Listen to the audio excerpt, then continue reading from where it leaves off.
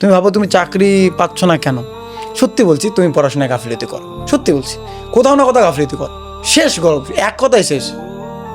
তুমি গাফিলতি করবা না, তুমি এখনই সঠিক ওয়েতে কোনটা বই পড়লে কীভাবে তৈরি করলে চাকরি পাবে সেটা তুমি ট্রাই করো, 100% পাবে। একদম জীবন ছেড়ে দিয়ে করো। 2 বছর পাগলের মতো যদি বই পড়ে তুমি চাকরি পাও, বাকি সারা জীবন তুমি আনন্দে থাকতে পারবে বন্ধু। সেরকম কন্টেন্ট ক্রিয়েশনের ক্ষেত্রেও অলসতা দূর করে কাজ করতে হবে, আর দুনিয়া ভার্মে যাক।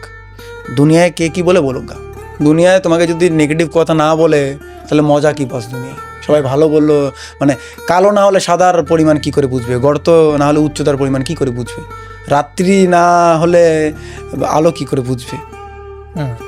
অমাবস্যার পরেই পূর্ণিমা আসলে সেটাকে ফিল করা যায় বন্ধু। সো যখন তোমাকে কেউ খারাপ কিছু কথা বলে না, তখন সেটাকে নোট করে নাও আর মনের মধ্যে আগুন জ্বালাও। মুখে যদি তাকে জবাব দিয়ে দাও, দেখবে মনটা হালকা হয়ে যাবে, দরকার নেই।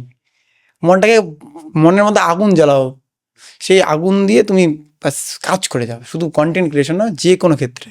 তোমার পকেটে যখন কোটি কোটি টাকা থাকবে ভাই, ব্যাংক ব্যালেন্সে কোটি কোটি টাকা থাকবে না, দুনিয়া ভাড়মে যাক, কী বলে বলুক।